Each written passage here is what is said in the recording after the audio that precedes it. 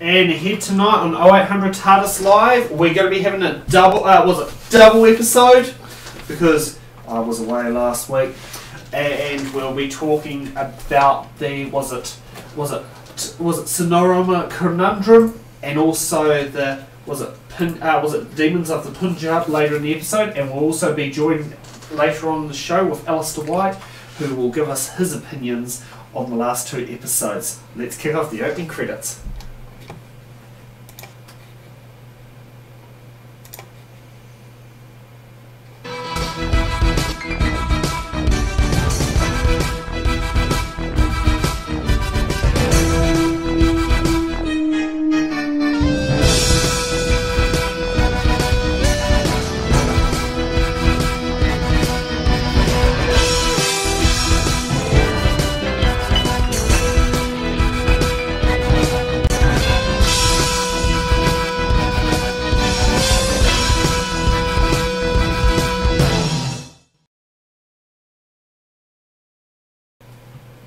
Kia ora, good evening and welcome to 0800 Tardis Live here on a beautiful Tuesday evening down here live from Wellington. And I have noticed here, looking a bit tonight, some of you Mark Who 42 fans out there. I definitely know there was a few watching from just before gearing up for the show, along with a few 0800 Tardis fans, and definitely one on my personal page as well. So let's get rocking on tonight. Now, we've got a double episode on what we're reviewing this week because we were unable to do it last week. Mark gives his apologies for not being able to make it. We're going to sort out something later on in the year, and just the way things are. And I also went off to Levin and saw my good old dad because we did some repairs on the car and that sort of thing. Because that's what you do when you own your own car. You've got a father as a mechanic. You can guess what it's all about. Now, as we've had 2 episodes, they had their to review because we weren't here last week. We got the was it Sonorama Conundrum. Please, anyone who's out there yelling and screaming that pronouncing it wrong, I apologise. I have to be honest, it's not my best on there. I think that showed something very different, being basically a floating ambulance or hospital in a way going through space. It's something a bit different in the way it operates. It just shows something very scary of what our future could be, but it will make you think, I mean, you sit here, look at this in New Zealand, I mean, you can probably go about 150 kilometres without a hospital. Can you pitch this in and be, what do you call it, galaxies away without a hospital? That would be a bit scary, and I don't know if we definitely could sit there and do that. So that was definitely, more of a spaceship-based episode. Now, the other interesting one, I think this is more of the highlight, was the Demons of Punjab. And it really just shows an interesting aspect of our history when basically the British Empire did self-governing to different parts of the world. And it's a big interesting one, how it talks about both India and Pakistan as it was then. Now it's India, Pakistan, Bangladesh. There's quite a few countries that are in the mix there. Sri Lanka's also on its own as well. So it showed, what was seen as, it showed something from like World War II. We all fought with each other, now we're at wars with each other effectively over, religion, which is a bit of a shame that what has happened. I mean, it's obviously with reality land of what happens in the world. But we can see what, it gives us a feeling back in history of what happened there, and some of the dilemmas they have, like that was something about a couple, which one was being Hindu, one was being Muslim, and how it was unethical and not right to marry, and that is definitely something. But it also shows how, what do you call it? I'm just trying to remember the name. It is Yasmin, how she ended up in Sheffield. It says a hell of a lot, and I'm going to sit there. I chose somewhere on the map, and it said Sheffield, and that's where I moved to. And it just really shows. It just shows, the way how people sit there and think, and it's very interesting. I can say one positive thing that came out of that, in the case of New Zealand, we definitely did have something good out of it, and this is one piece of legislation I'm actually very proud of New Zealand actually did, was the New Zealand Citizenship Act. And the New Zealand Citizenship Act basically enabled people who were, prior to that, everyone was technically a British citizen, up until 1940, I think it was 49 in the case of New Zealand, it was 47 when India and Pakistan split. But what it did was, for the Chinese people, when they came to New Zealand, it meant it brought a thing called permanent residency, which is something New Zealand's quite famous for, as having this very good, very well diverse permanent residency scheme, which I have to admit, time-wise, that was something around that whole point of history. It's something that shows, that was a positive spin-off of what happened there. In the case of India, they went fully down the Republic line. We obviously, we're still, our head of state is Governor General Dame Patsy Reddy on behalf of the Queen. But I'd like to see the Queen pop over at some point to sit there and open up a parliament in the future. I don't know if she's done New Zealand, but, see what's happened. I felt that Demons of Punjab had, I'd say, a more cultural significance in history. It definitely just it shows what happened then and what could reality land happen back again now, and it's a bit scary. This whole last season has been like that. Now, the Saroma Conundrum, we can sit there and talk about the ratings. Now, these are the ratings that have been given on this episode. In the UK, it covered 29.5% of the share of the television network, making it the second highest overnight rating, the sixth highest overnight rate for the week across all channels in the UK. I assume that's where that's where the ratings are based on. For there, not sure exactly what New Zealand's ones are, but I will do this at the end of the series. We'll see if we can get someone from TVNZ, or even just get the rating figures from TVNZ to show how popular the episodes are. However, this particular episode, I'd say, had a bit of more of a negative review of ratings. Entertainment Weekly gave it a B-. The Daily Mirror only gave it 3 stars. Radio Times gave it a 1. The AV Club gave it a B rating. The Independent gave it 3 stars, and TV Fanatic gave it 3.5 stars. So let's, so there has been very, I'd say, I wouldn't say the positive response is how some of these reviewers have gone. It's different, but if we switch over to Demons of Punjab, now this one has a lot, I'd say, a lot more positive ratings. It only had a 5.77 million overnight viewers overnight in the UK, which was 27.5% of it. Which, I mean, it's still quite good. On the Rotten Tomatoes review, it had a 95% approval rating. So that was definitely quite good to sit there and see. Entertainment Weekly gave it a B+ rating. Daily Mirror gave it 4 stars. New York Magazine gave it 5 stars. Radio Times on the lower end of 3 stars. Davy Club had it was B1 rating. The Telegraph only gave it 3 stars, and TV Fanatic gave it 4 stars. So it definitely shows. It does show a little bit. I don't know if we've hit that towards the end of. I don't know. It's a bit of a weird one with Doctor Who. I do, personally. This it's going to be an interesting season. It is something a bit different. So, yeah, it's a bit of a mixed bag, and it's interesting to see how some of these ratings, as the season has gone on, they have dropped. But I don't know if it's dropped because I don't think the quality of the episodes have gone downhill. I wonder if it's more of it's just something that people have not quite expected. That could be, partly what's behind it. Yeah, I mean, it'll be interesting to see what our next episode of Doctor Who is. Now, which one? Is it on here already? The next next episode is called Kerblam. That's the one that I think Carrot wants to attend to be back in the seat here beside me. So yeah, we will definitely. It's been a very interesting one, but it shows a bit how the heritage goes for someone's family. How families don't talk about everything that happens, and I have to admit that is so true. So we're going to take a quick break, and we'll be joined by Alistair White coming all the way live from. I wish he was in the studio, but he's coming from Lower Hutt, so I'm sure we can sit there. I think it's Lower Huntington. We'll find out. So we'll take a quick break, and we'll see you back with Alistair and myself.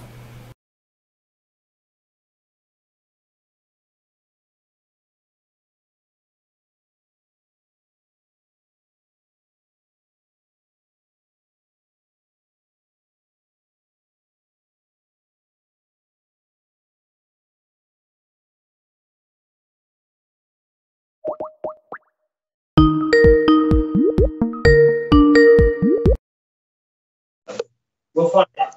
So we'll take a quick break, and we'll see you back with Alistair and myself.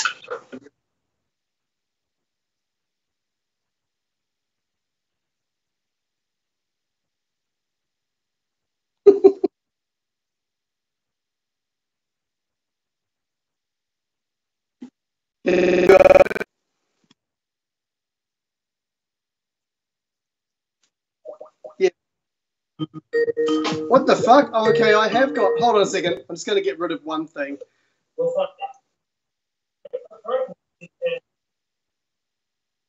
I'm having a boomer moment. Okay, I'm using my iPad, so my iPad.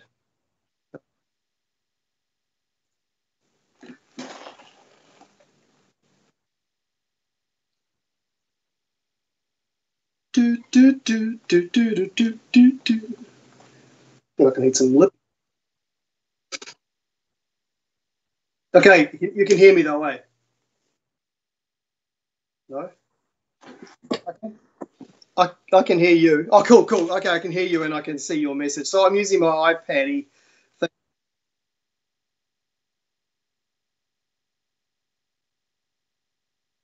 From me, I bet I've done something wrong. Okay, hold on. I'm having a. Oh, here it is. It's because the boomer didn't press the button. How's that?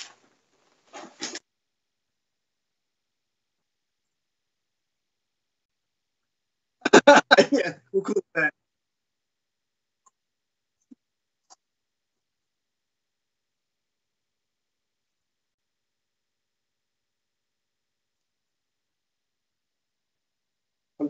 Right. Can I work at the same time we talk? Sweet. I'll explain while I'm doing it too, if you need.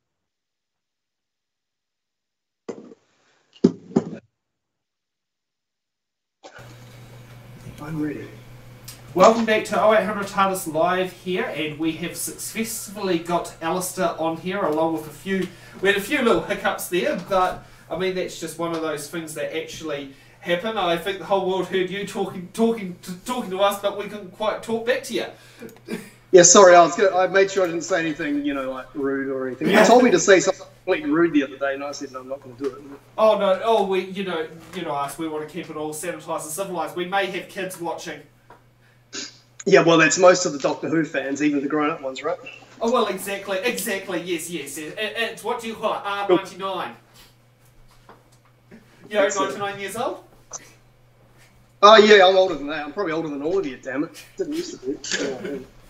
So now talking about both episodes. Now, I apologise if my pronouncement's wrong. The two episodes we're talking about is was it a Taronga Conundrum, and the other was the Demon of Pinja. Yeah, I was struggling with trying to pronounce that word because, and I thought, God, I hope Sam can say it because I can't get my head or tongue around. Well, I like to sit there and say it's like tsunami, but except the T is silent. Yeah, no, fair enough. Yeah, I mean that's the other thing. It's like the Taronga Conundrum. Oh, it's yeah. Who chose these names? I mean, you have to be honest. The BBC. The BBC, yes, the BBC, which I mean, the British Broadcasting Corporate. Yes. So what did you think of that episode?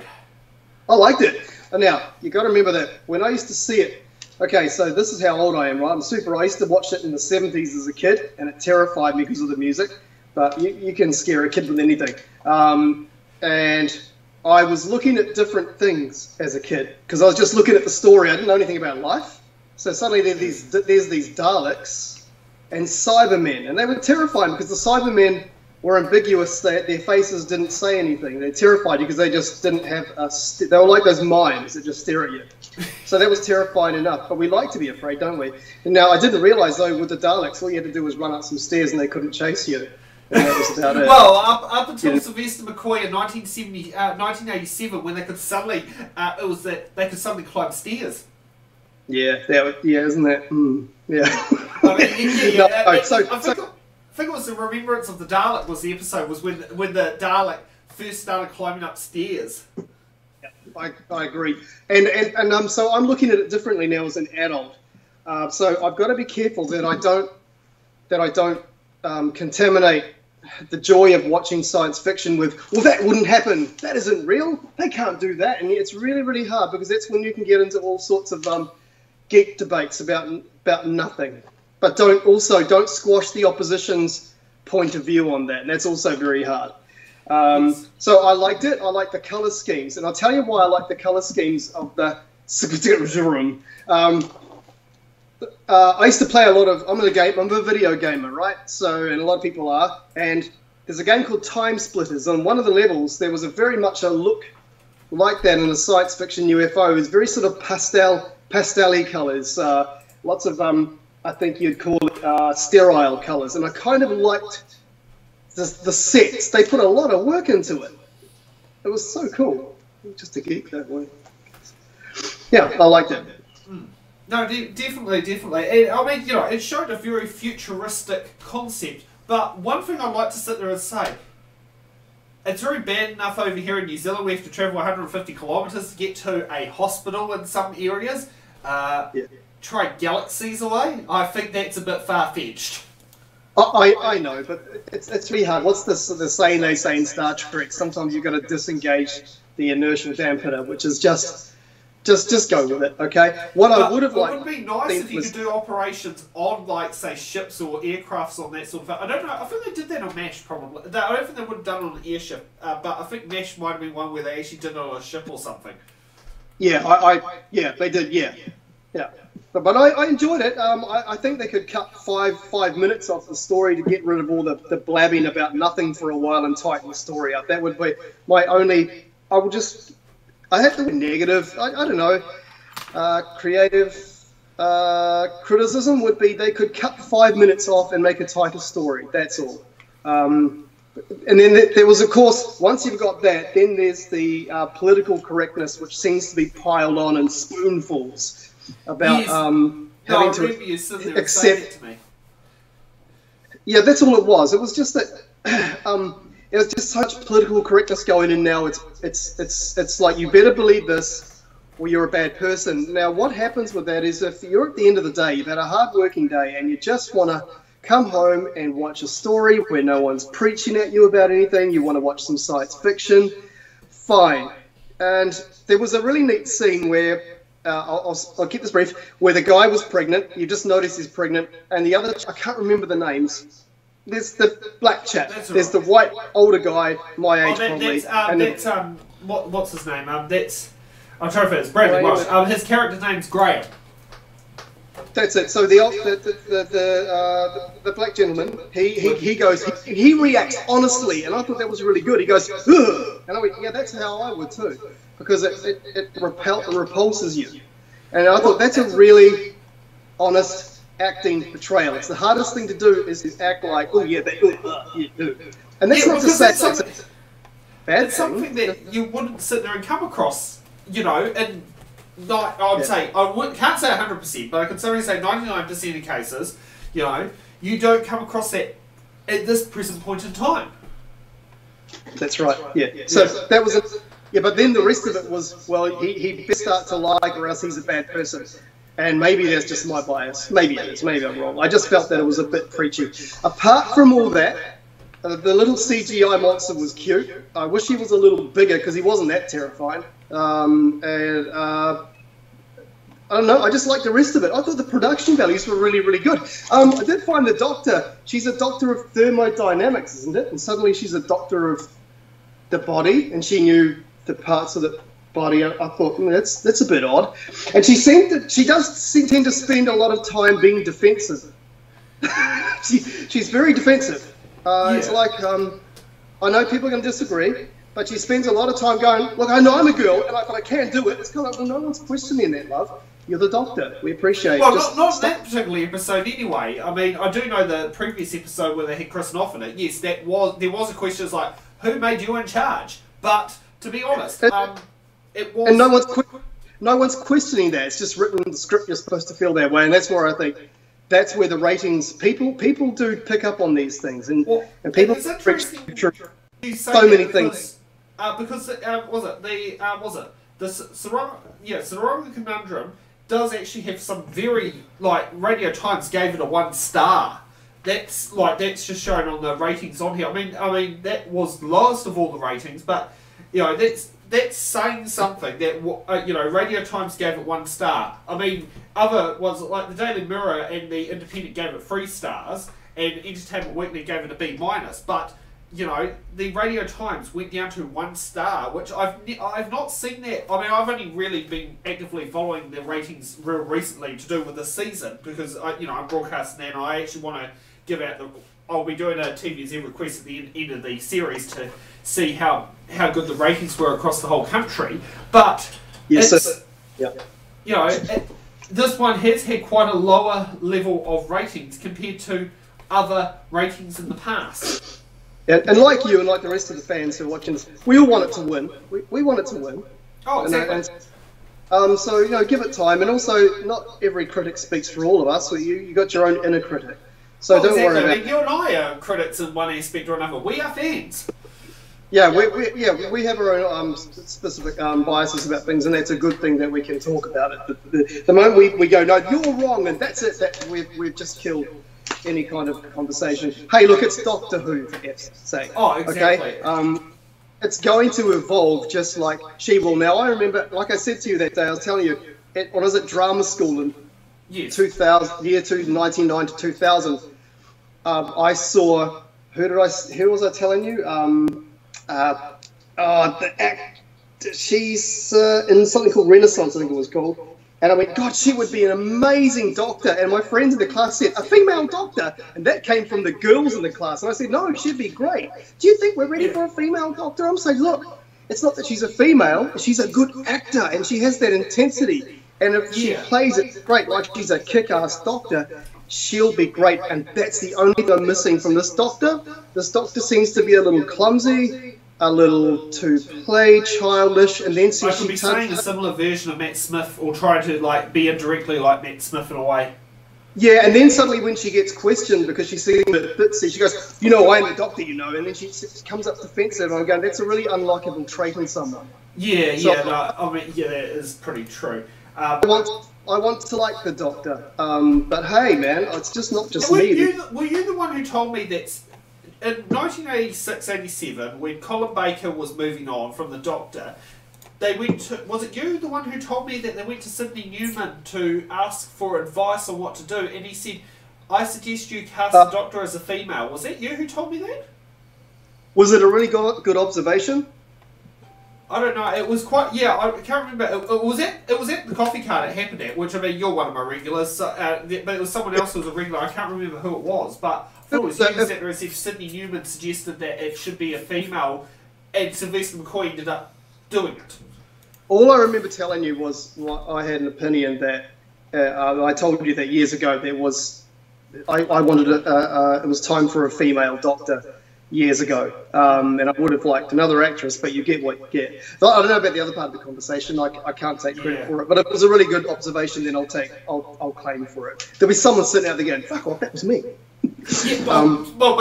Maybe. Yeah. Now the other one is the Demons of the Punjab, the episode that was broadcasted Sunday night in the UK, but on TVNZ on demand over for us fans. What did you think of the episode? Okay, so now I grew up in Fiji. When I say grew up. I lived in a village called Vatukola. I did schooling in Fiji, and all of my friends were Fijian, Indian, a Japanese guy called Tak, some Chinese, and I learned a little bit of Indian, and I learned a little bit of little bit of Fijian, and a tiny bit of Japanese. And I grew up around different cultures around me, and So it was a different kind of upbringing. I didn't see people as colours. I just saw people as my mates. That was it. We went out and we made kites out of stuff and spinning top battles in the village down the road. So I had a different upbringing too. So it was really apparent to me that when they went back in time, and then they went, those beautiful shots, was that filmed on location or was it a green screen? I can't tell anymore. Now it does say in here that a lot of the filming was done in Spain. Yeah, because I was and questioning just Granada. Right. Okay. Cool. Because I was kind of questioning it. But anyway, that's not the thing that jarred me. It was when they came across the first character on the horse, and he goes, "Oh, get off the road," and I was like, "What?" Because they don't sound like that, even when they speak English over there. And I was like, "Wait a minute, he sounds like he's off EastEnders. Shouldn't he at least be a real one, or putting on an accent? It's TV. You've got a very short amount of time to tell a story within 35 minutes, so you've got to really push things. And then the next person comes along, and there's the sadhu. And I've met a sadhu in Fiji, and lovely old chap. He seemed really old because I was very young, but he didn't even sound like he was from India. He sounded like he was trained in Britain at a drama school trying to put on an Indian accent. And I don't mean to disrespect anyone, but when you grow up around it, you can hear it. And I went, no, hold on a second, you don't even... I mean, I'll be honest. I pick it up with Domino's Miramar. I mean, you know, I think there are 5 there. Out 5 who are Indian. One was born in New Zealand. You can tell he's a Kiwi. There is nothing Indian about him except for his last name. While the other 4 that are there, they're definitely fully... They've got accents and all that sort of thing. Like, in the case of Sandeep, I understand quite well because I'm tuned into his voice quite well. But get the other staff there. For me, yes, it does take a little while to get used to. But then on that one, it's like I understood them all perfectly. And then the other funny thing is, am I wrong? Please correct me if I'm wrong. I'm just going to jump ahead to the end there. So in the past, she's taught her grandmother, right? Yes. And her grandmother had a very English accent because of, you know, they had to tell her. But when she went to the future, when she's really old, she suddenly had the accent I would expect her to have. Only if she's been in, where did she ended up? Sheffield. She put her finger on. Yeah, Sheffield. Sheffield of all places in the world. Yeah, that was cool. So she didn't even have, you would have a mixture of an accent and there'd be some Sheffield in there because she's been there a few years. Yeah. So am I being too picky? I don't know. Maybe I think you are, but that one, I don't know. I mean, you won't get that perfectness unless you actually find someone who's kind of had that, you know, that sort of bringing up. But let alone how many of people actually would be in the acting spectrum of that age that also have that mix of accents.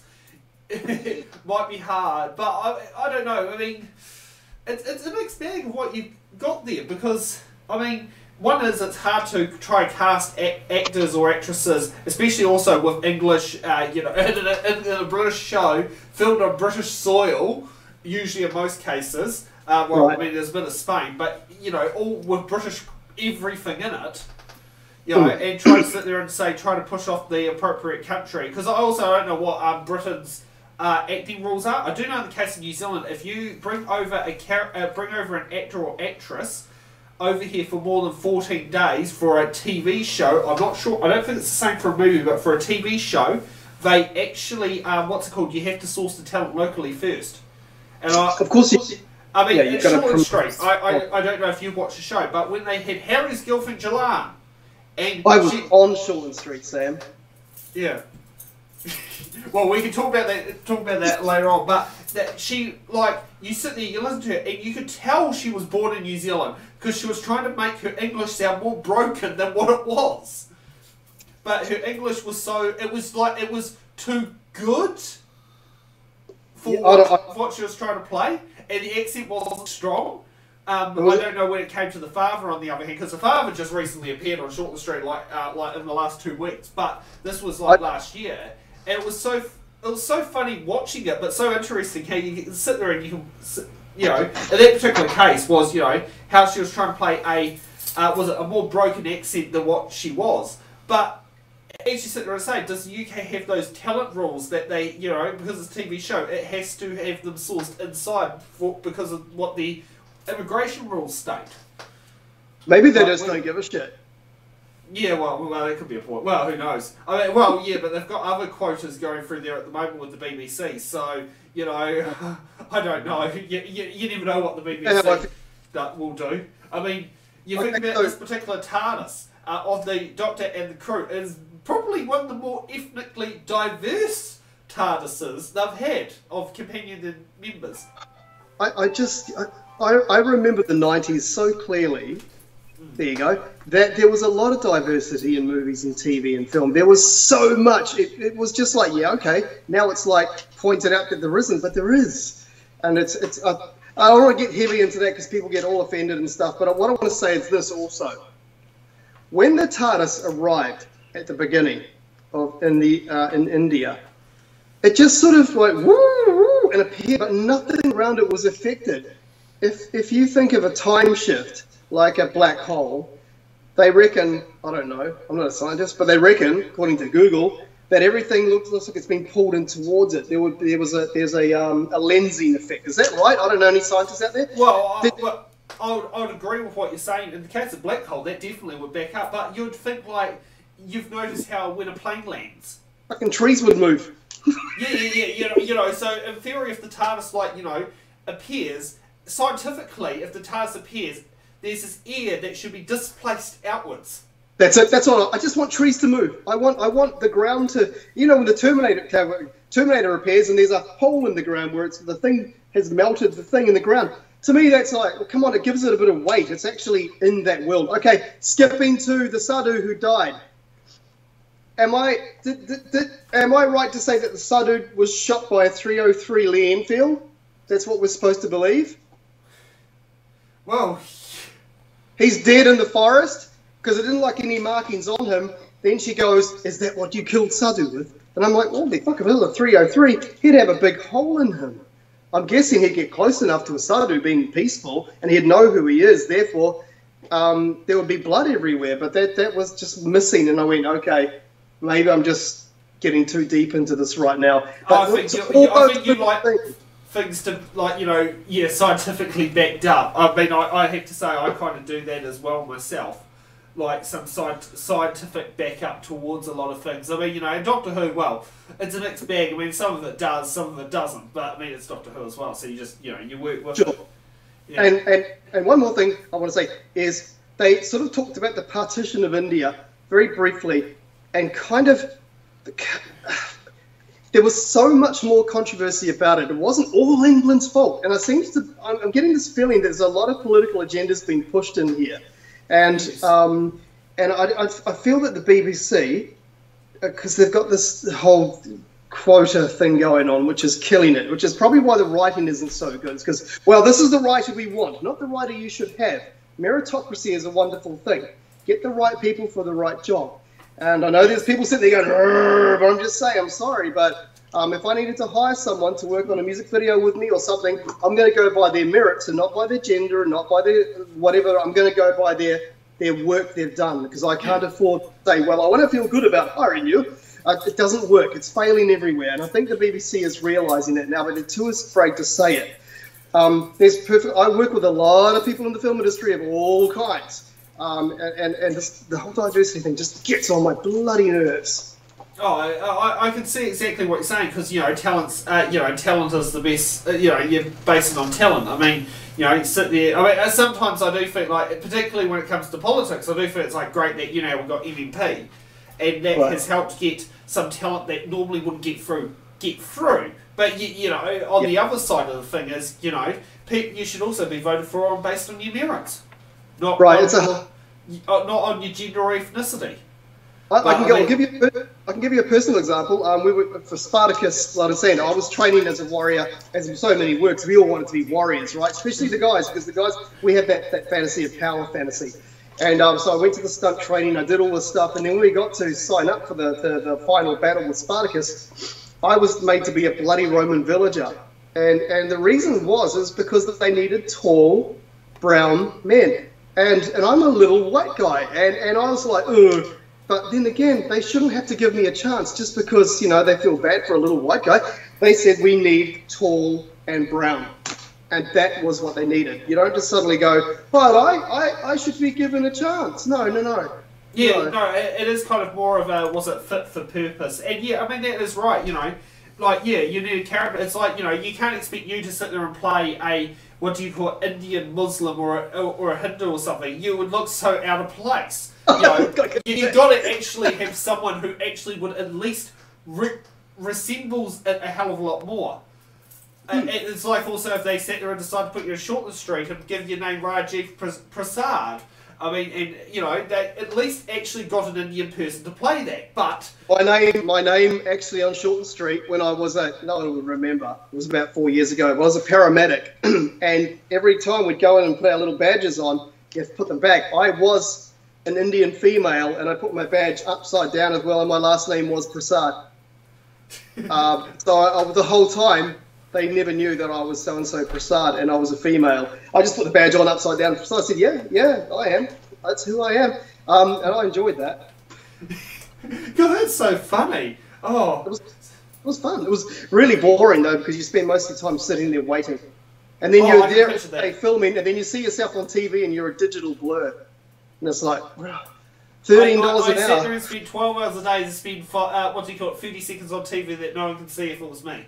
If you get a speaking role, you get paid more. And I got one speaking role. I got a fair wage that day. For the rest of the time, it was, I think, $13 and $13.50 an hour, which I ended up really just using that to get to Shortland Street. I was living in another area, so I just basically paid for petrol. And then I got caught by the cops for speeding. And then, yeah, I didn't make any money from Shortland Street, actually. I think you're the another one who would have sat there and said that. Well, we're going to have to sit there and call it a miss. We're already 6 minutes into overtime, but definitely worth sticking it with going into overtime here. Hey, look, thank you very much, Sam. I'll see you at the coffee cart.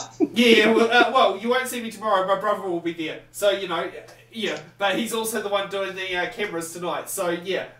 Make sure you'll see you do Alistair's, was it large flat white quite nicely. It'll be a medium tomorrow because I've overspent somewhere else. So I need a medium flat white. I've got to make heaps of these little characters for a video, and I've got to spend all my money on bloody stuff. Anyway, look, I'll leave you alone. Thank you very much. No problem. Thank you for joining us this evening. Okay, see you later, man. See you later.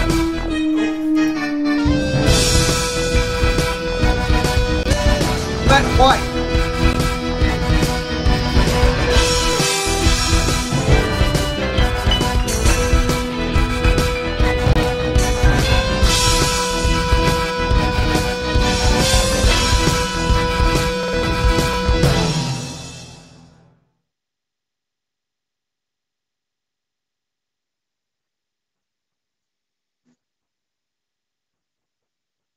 I can hear you.